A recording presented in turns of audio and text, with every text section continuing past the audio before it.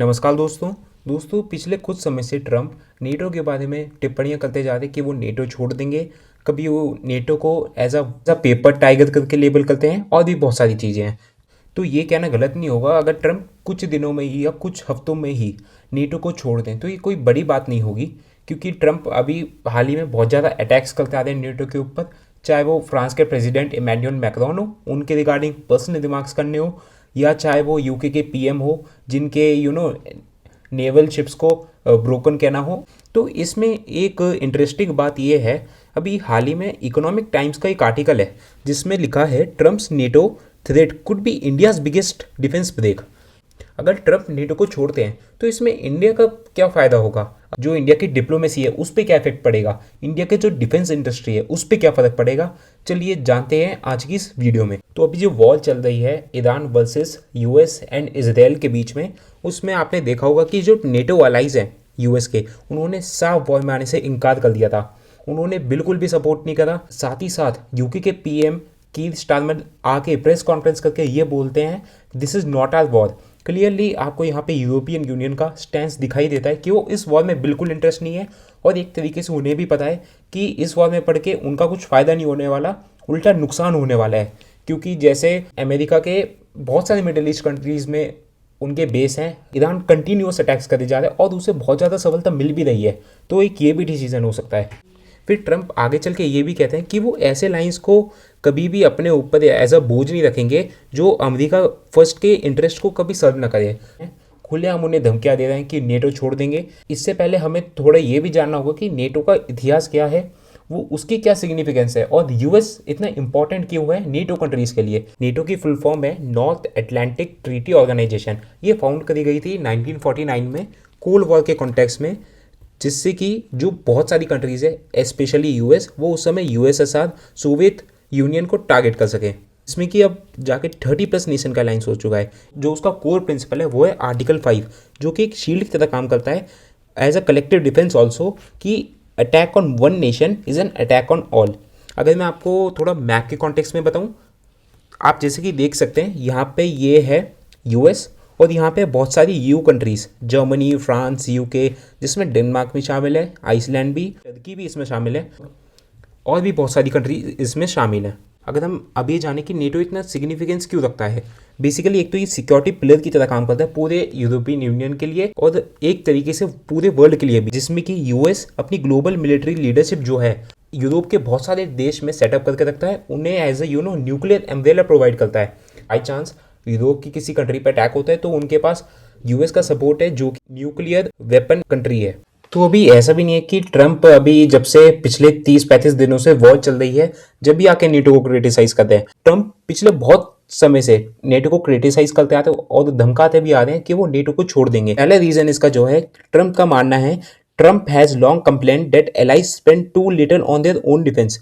Trump का मानना ये है कि यूएस के जितने भी जो डिफेंस स्पेंडिंग है वो सबसे ज्यादा है, और जो नेटो कंट्रीज हैं वो अपने डिफेंस पे बिल्कुल भी खर्चा नहीं करते, they spend a very little, जिसकी वजह से यूएस के ऊपर एक बहुत ज्यादा अनफेयर बर्डन आता है शेयरिंग सिस्टम का, कि एक तरीके से यूएस ही अपने सारे डिफेंस सिस्टम को जो है वो यू के साथ शेयर करता है, जबकि जो यूरोपियन कंट्रीज हैं या स्पेसिफिकली नाटो कंट्रीज हैं वो बिल्कुल अपना डिफेंस पे खर्चा नहीं करते हैं, जिसकी वजह से क्या होता है कि वो पूरी तरीके से यूएस के प्रोटेक्शन पे डिपेंडेंट है। अगर आगे चल के कोई भी वॉर ब्रेकआउट होती है नेटो कंट्रीज के खिलाफ, तो यूएस ही है जो मेजरली उन्हें बचा सकेगा।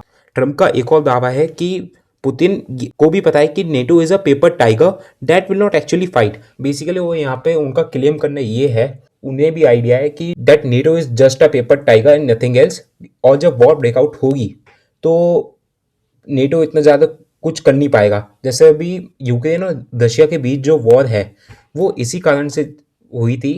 2022 में यूक्रेन बहुत ही ज़्यादा चाह रहा था कि वो नेटो कंट्रीज की लिस्ट में शामिल हो जाए, फिर रशिया ने उधर से हमला करा कि वो यूक्रेन नेटो कंट्रीज में शामिल ना हो, और वहाँ पे रिजीम चेंज करवाने की कोशिश करी गई ऐसा रशिया के द्वारा, पर हुआ नहीं अभी तक। और पीछे से फिर अभी तक नेटो कंट्रीज ही बैक कर दिया दिए यूक्रेन को, उन्हें ही आर्म सप्लाई कर रहे हैं, उन्हें ही मिलिट्री इक्विपमेंट्स पहुंचाए जा रहे हैं। अब क्वेश्चन ये भी आता है कि अगर यूएस नेटो को छोड़ देगा तो इसके पूरे वर्ल्ड ऑर्डर पे क्या इम्पैक्ट होगा। पहली बात तो जो नेटो कंट्रीज़ और बेसिक और यूरोप की जो सिक्योरिटी है वो पूरी तरीके से कोलैप्स कर जाएगी, क्योंकि उनका जो प्राइमरी डिफेंस शील्ड है वो ही उनसे छिन चुका है और यूएस बैकआउट कर चुका है और उनके पास ना कोई न्यूक्लियर प्रोटेक्शन रहेगी। इस पे नेटो कंट्रीज़ को एक बहुत बड़ा इफेक्ट पड़ेगा, जो कि इकोनॉमिकली एक बहुत बड़ा इफेक्ट होगा कि जो नेटो कंट्रीज़ हैं और यूरोपियन कंट्रीज़ हैं उन्हें अपना defence expenditure double two triple of their budgets करना पड़ेगा, जिससे कि वो फुलफिल कर सकें जो उनका जो वॉइड खाली होगा अगर ट्रम्प नेटो को छोड़ते हैं। और फिर जो पावर डी डिस्ट्रीब्यूशन है, राइज ऑफ राइवल पावर बढ़ जाएगी एक तरीके से। रशिया जो है वो अपना धीरे धीरे इन्फ्लुएंस बड़ा करता जाएगा यूरोप में, क्योंकि रशिया यूक्रेन वॉर से पहले रशिया यूरोपियन कंट्रीज़ को ऑयल सप्लाई करता था। फिर जब वॉर छिड़ी तो उधर से अमेरिका ने मना कर दिया यूरोपियन कंट्रीज़ को कि वो उनसे ऑयल ना लें। चौथा पॉइंट जो है वो है एंड ऑफ यूनिपोलैरिटी। जो यूएस लेड वर्ल्ड ऑर्डर था वो अब शिफ्ट कर जाएगा मल्टीपोलर वर्ल्ड ऑर्डर में, जिसमें की प्लेयर्स होंगे जैसे इंडिया, ईयू, चाइना, रशिया। तो इसमें भारत को कैसे फ़ायदा मिल सकता है। अब नाटो कंट्रीज़ में जब सप्लाई की वैक्यूम होगी तो वो चाहेंगे अपनी डिफेंस को डिफेंस सोर्सिंग को डाइवर्सिफाई करना, जिसमें इंडिया बहुत ही अट्रैक्टिव बन जाता है। एक तो स्ट्रैटेजिक ऑटोनॉमी की वजह से इंडिया ने कोई भी ऐसी ट्रीटी अलाय साइन नहीं कर रखी है किसी भी ब्लॉक के साथ। दूसरा, इंडिया की जो ग्रोइंग डिफेंस मैन्युफैक्चरिंग है वो बहुत तेज़ी से बढ़ती जा रही है। इंडिया अब एक रिकॉर्ड स्पीड से डिफेंस मैन्युफैक्चरिंग कर रहा है, वो भी ऐसे प्राइस पे जो कि कॉम्पिटिटिव हो। और साथ ही साथ इंडिया जो है वो आर्म्स इम्पोर्टर से एक को डेवलपमेंट और को प्रोडक्शन पार्टनर भी बनता जा रहा है, जिससे क्या होगा, इंडिया का जो एक्सपोर्ट बूम है वो बहुत तेज़ी से बढ़ेगा। अभी रिसेंटली आपको याद होगा कि एक मदर ऑफ ऑल डील्स की बात हुई थी जनवरी 2026 में, जिसमें इंडिया ने एक मेजर सिक्योरिटी डील साइन करी थी ईयू के साथ, ये नेटो क्राइसिस से पहले, जिसकी वजह से मैंने आपको बताया कि स्ट्रैटेजिक ऑटोनॉमी इंडिया को मिलेगी। और ईयू के पर्सपेक्टिव से देखें और नेटो कंट्रीज़ के पर्सपेक्टिव से देखें, वो इंडिया एक ट्रस्टेड अल्टरनेटिव की तरह सामने आता है। और अगर मैं आपको साथ ही साथ स्ट्रैटेजिक ऑटोनॉमी का एक और फ़ायदा बताऊं, यहाँ पे इंडिया यूएस के साथ भी काम करता है क्वाड में। हम रशिया से भी आर्म्स सप्लाई करते हैं, S-400 जैसे हो गए, ऑपरेशन सिंदूर में आप सब ने देखा था। और हम यूरोप के साथ भी सेम टाइम पे एंगेज कर रहे हैं, जो कि ये दर्शाता है कि India at a same time कितनी अच्छे से डिप्लोमेसी बना के रखते हैं दुनिया में सभी देशों के साथ, कि इंडिया की स्ट्रैटेजिक इकोनॉमी अब इतनी स्ट्रॉन्ग बनती जा रही है। अब यूएस नेटो से हटता है तो हमारे लिए दोनों चीज़ें हैं, अपॉर्चुनिटीज़ भी और थ्रेट्स भी। अगर हम अपॉर्चुनिटीज़ की बात करें, जो डिफेंस एक्सपोर्ट्स हैं वो बहुत ज़्यादा बढ़ जाएंगे। हम यूरोप में नई मार्केट्स में जाके एक्सप्लोर कर सकेंगे और साथ ही साथ जो हमारे डिपेंडेंस है इम्पोर्ट्स पे वो भी कम होगी।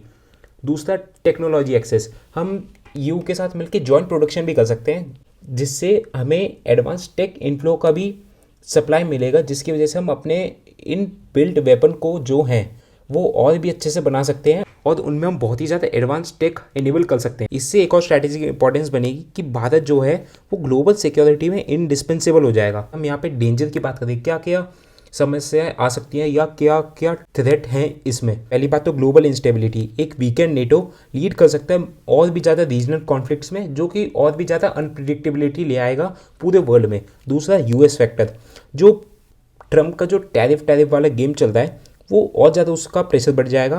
अगर इंडिया ज़्यादा अलाइन करता है यूरोप के साथ, भले ही हम अभी तक जो ट्रम्प टैरिफ का खेल खेलते आ रहे हैं उस पर इंडिया का स्टांस सेम रहा है, भले ही हमारे ऊपर कितना टैरिफ लगा दिया, चाहे 50% हो चाहे 100% हो। और जैसे हमने mother of all deal sign करी थी जनवरी 2026 में, तो आपने देखा होगा ट्रम्प आके कहने लगे we are going to sign a good deal with India. उनका तो बकवास करने का काम ही है। और यहाँ पे एक चाइना फैक्टर भी है, वो एक बहुत बड़ा रोल प्ले करता है। बीजिंग मेजर जो चाइना है वो ट्राई करेगा इस वॉइड को फिल करने की, जो इंडस्ट्रियल स्पेस बनेगा ये डिफेंस में, चाइना वहाँ पे घुसने की बिल्कुल कोशिश करेगा, क्योंकि जहाँ पे भी वो ऐसे तरीके से वैक्यूम देखता है वो बहुत जल्दी झपट्टा मारने की कोशिश करता है। अगर हम यहाँ पे थोड़ा लीगैलिटी में जाएं, क्या ट्रम्प आसानी से नेटो को छोड़ सकते हैं। यहाँ पे जो यूएस है उसने नेटो को ज्वाइन करा था एज़ पर यूएस कॉन्स्टिट्यूशन। इसका मतलब ये हुआ ट्रम्प अकेले ऐसा डिसीजन नहीं ले सकते जो यूएस को नेटो से बाहर निकलवा दे। साल 2023 में बाइडेन एरा में एक ऐसा लॉ लाया गया था जो प्रिवेंट करता है प्रेसिडेंट को यूनिलेटरली विड्रॉ करने से, जिसके लिए चाहिए होती है या तो 2/3 ऑफ द सेनेट वोट या फिर फुल कांग्रेशनल लेजिस्लेशन। ये लॉ स्पेसिफिकली टारगेट किया गया था जिससे कि वो बचा सके ट्रंप को किसी भी यूनिलेटरल विड्रॉल से, जैसे अब ट्रंप चाहते हैं नेटो से विड्रॉ करना, क्योंकि ये एक बहुत ही बड़ा लीगल बैटल बन सकता है यूएस के लिए। अगर हम ये माने कि ट्रंप नेटो को एग्जिट नहीं करते तो उनके पास एक प्लान है जो कि वो एग्जीक्यूट कर सकते हैं, जो है डी फैक्टो प्लान। बेसिकली वो डी फैक्टो से एग्जिट कर जाएंगे अगर सपोजिटली कल जाके यूरोपियन कंट्रीज़ में हमला होता है तो ट्रंप उन्हें गार्ड करने से मना कर देंगे, और ट्रंप जो आर्टिकल 5 है, attack on one is attack on all, उसे मारने से क्लियरली मना कर सकते हैं। जिससे क्या होगा, जो ट्रंप की जितने भी ट्रू प्रेजेंस है यूरोप में, खासकर जर्मनी में, इटली में और पोलैंड में, वो नेट वहाँ से यूएस पुल आउट कर लेगा और वो एट द एंड जाके नेटो की ही मिलिट्री बैकबोन को वीकेन करेगा। जिससे क्या होगा, साथ ही साथ नेटो की फंडिंग भी कट होगी, क्योंकि अमेरिका जो है वो सबसे ज़्यादा कंट्रीब्यूट करता है इन डिफेंस शेयरिंग में। जिससे क्या होगा, नेटो जो है वो एग्जिस्ट तो करेगा पेपर पे, बट यूएस की प्रेजेंस के बिना उसका जो इफेक्टिवनेस है वो पूरा खत्म हो जाएगा। इसलिए एट द एंड जाके यही बात आती है कि भारत के लिए एक बहुत बड़ी अपॉर्चुनिटी है कि जो अभी नेटो वर्सेस ट्रंप के बीच में जो क्राइसिस चल रहा है, हम उसके लिए अभी से एक सॉलिड बेस बना के चलें। अगर आगे चल के Trump de facto strategy use करते हैं या फिर वो नेटो से ही एग्जिट कर लेते हैं, तो भारत के लिए एक ये बहुत बड़ी अपॉर्चुनिटी होगी और एक तरीके से ये मास्टर स्ट्रोक ही होगा। देखते हैं आगे चल के क्या होता है। आपका क्या कहना है इस पूरी वीडियो के बारे में? कमेंट सेक्शन में अपनी राय जरूर दें। Subscribe to my channel. Thank you.